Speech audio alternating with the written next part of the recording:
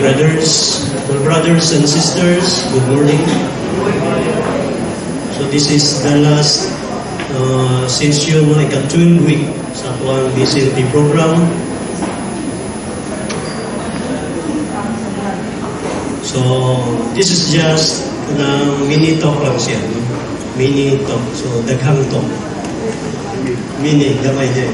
So just 20 minutes and 1 hour. Anyway, once again, good morning, brothers and sisters. First, let me say congratulations to all of our 35 graduates of BCLP 17. So today is a special moment. You completed the BCLP. You opened your hearts. You allowed God to speak. And now, you stand here. Nang lingkod na niyo. So ready for the next step of your journey with the Lord.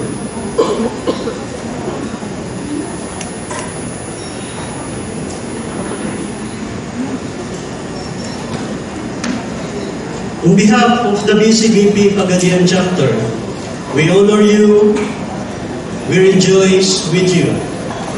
We welcome you warmly into the community. We are grateful you said yes to God. But brothers and sisters,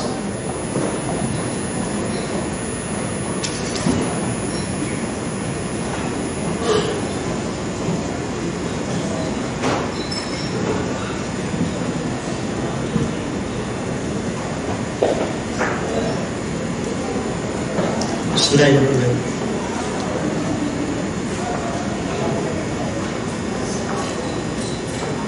Okay.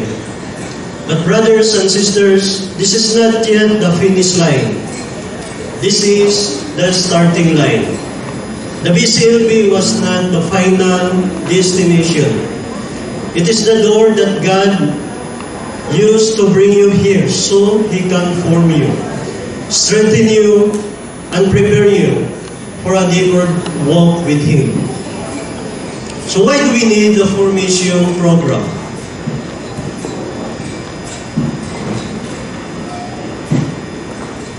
Many of you are probably asking, tapos na ang BCLP, so what's next?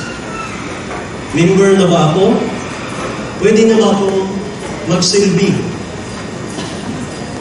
And the most important question is this: why do we still need a formation program? So let me answer that by giving these 3 real possibilities of what usually happens to people after a BCLP. So, totoong nangyayari ito in real life. Sorryhan, nakagimungod ko Manila last week. Tagalog ko. So not only in the BCBP but also in other religious organizations.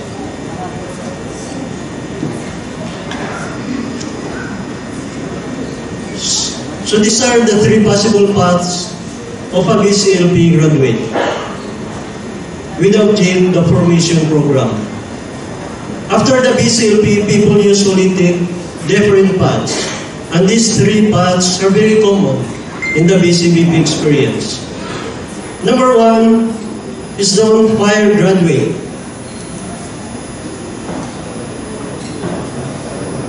Graduate who falls down. Right after the BCLP, many are full of excitement. They love attending gatherings. They pray more. They feel God's presence strongly. But after 3, 6, 12 months, the excitement begins to fade. Work becomes demanding. Family schedules become tight. Action group meetings start to feel like extra tasks or just an obligation. Prayer time becomes optional.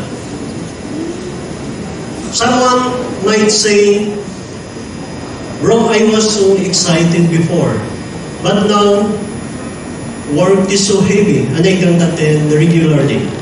Why does this happen? Because there's no follow-through, no training, no continuous formation. The fire starts strong but doesn't have support to keep burning. The second is the graduate who loves God but stays the same. Now this person attends but doesn't grow. Why? Because he or she lacks a deeper understanding of God's call, lacks of discipline in prayer, lacks in guidance from an AGL, lacks in spiritual training to overcome struggles. And the result, stagnant, no change in character, habits, or in lifestyle. The third, the graduate who truly grows because they continue the journey. So this is what God desires to each of you. This is the person who attends the action group meeting regularly, goes through the formation weekends, opens their life to correction, learns stewardship of time and finances, practices communication at home, slowly becomes like Christ. The result, a transformed person, spouse, parent, and a business person. They do not just become a BCBP member in name. They become BCBP in lifestyle, in character, and in mission. For mission works, for mission transforms.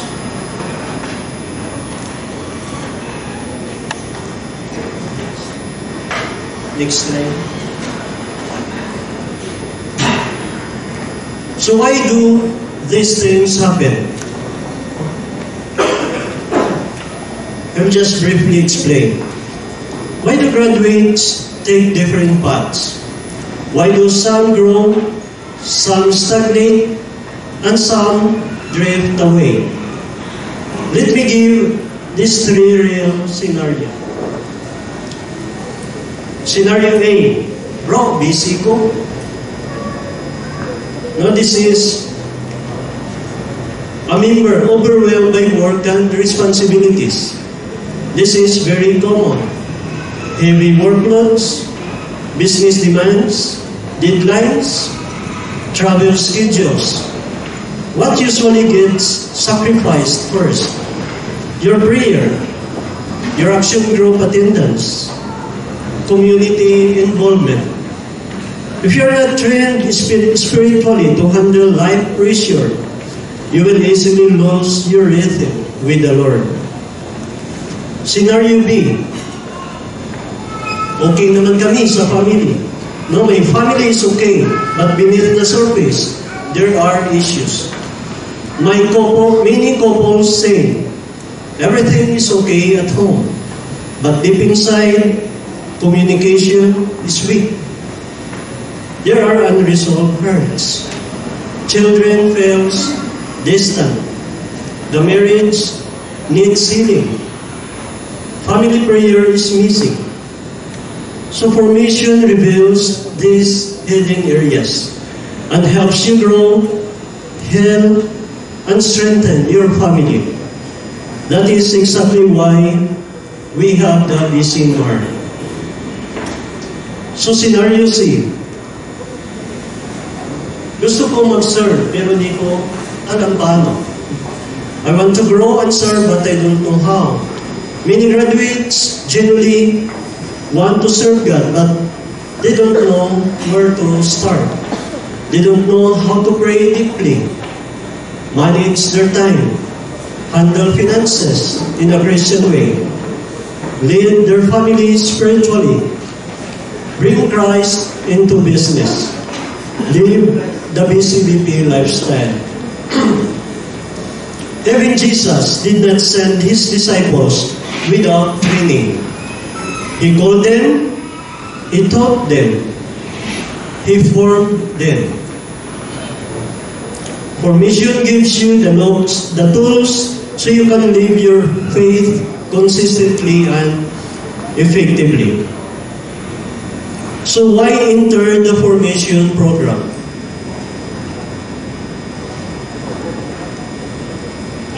Now this is the most important question. Why do you need to enter the formation program?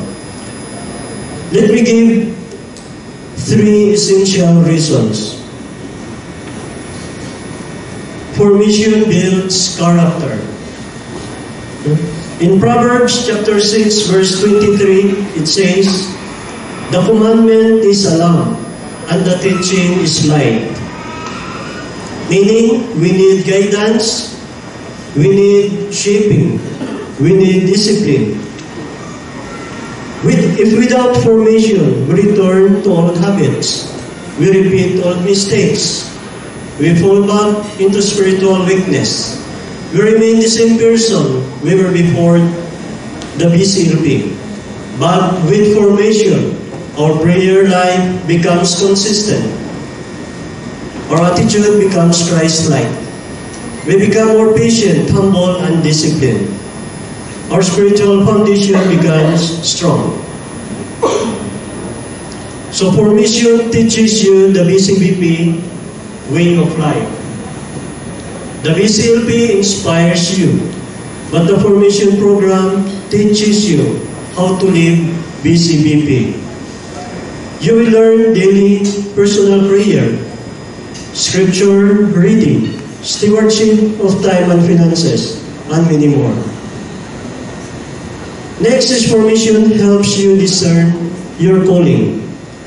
Formation gives you time to ask, "Lord, is BCBP really you want me to grow?"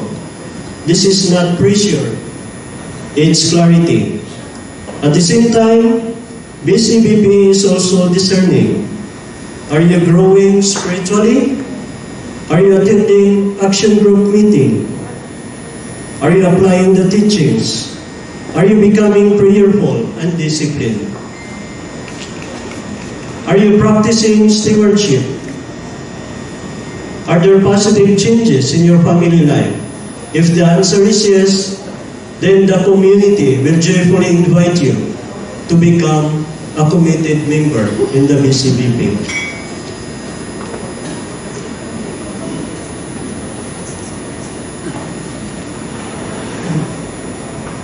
Next one.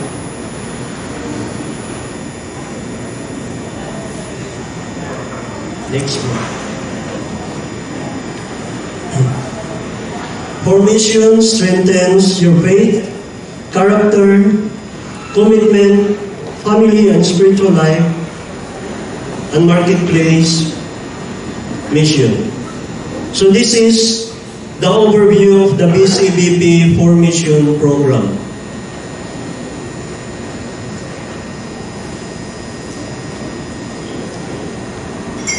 So here is your journey for 2026. Where do we go from here? Every 2 months, we have scheduled a retreat, weekend with the Lord. So we have 4 formation program every 2 months. The first is the Free to Follow the Lord weekend, which will be on February 2026. So, wala pa siya exact na date. No? Your AGL, maraming ma-inform sa inyo kung kamusta ito ang schedule for this weekend. Free to Follow the Lord weekend on February 2026. So what's the purpose? Remove obstacles to spiritual growth. Pray for deliverance. Learn time and financial management. Start giving stewardship. Build the foundation of freedom in Christ. After 2 months, we will have the BCBP Christian Marriage Retreat.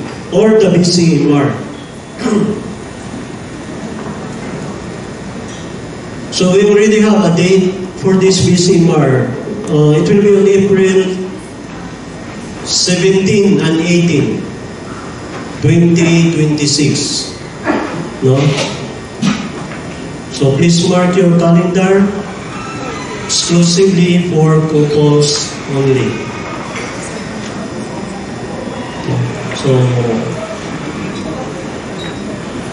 the purpose of the BCMR is to heal and strengthen marriages, improve communication, restore relationships, establish family prayer.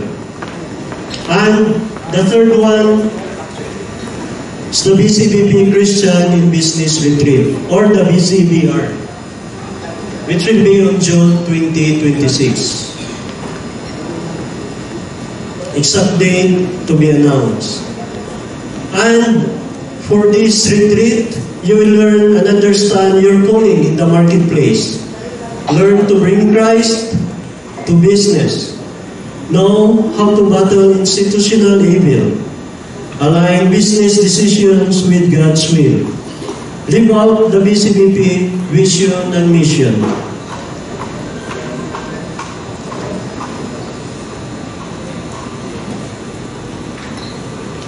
And the last one is the BCBP Way of Life Weekend, which will be on August 2026. So the purpose of this weekend is to review the entire formation journey, prepare you to transition from member information to a committed member, understand the BCBP lifestyle fully, and after a month, it will be your commitment day. So, scheduled on September 2026. Today is your commitment day for us, a members information. After undergoing the formation program, that will be your commitment day to become a full-fledged member of the BCBP. So this is the summary. Next bro.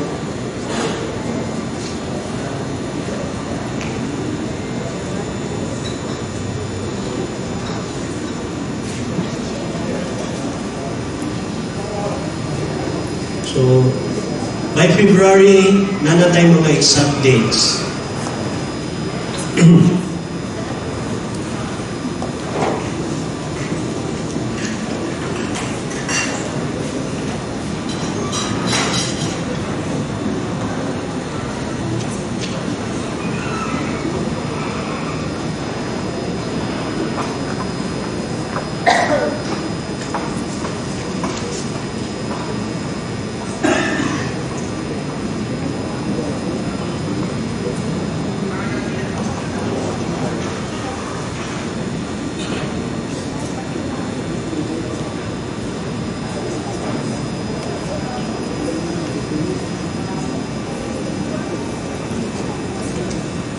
Okay, membership information is a time of grace. Brothers and sisters, this is a privileged time.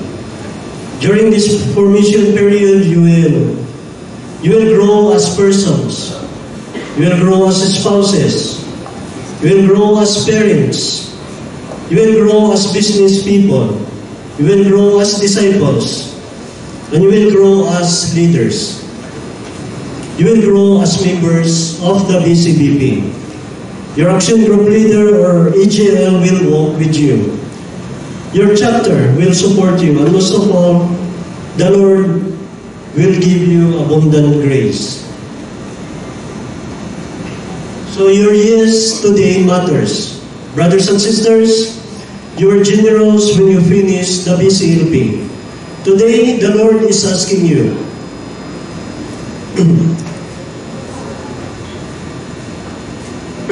my son, my children, continue following me. Allow me to form you. Allow me to shape your heart. Allow me to prepare you for a mission. The Lord wants to equip you so He can use you in your marriage, in your family, in your workplace, in your business, in your community, and the marketplace. Next one. Say yes to the formation program. Say yes to being formed by God. Say yes to becoming a true disciples in the BCBP. Once again, congratulations, BCLP number 17. Welcome to the next and most beautiful part of your BCBP journey. May the Lord bless your yes. May He complete the good work He started in you. And may you grow into faithful, joyful, and committed members of the BCBP. Thank you, and God bless us all.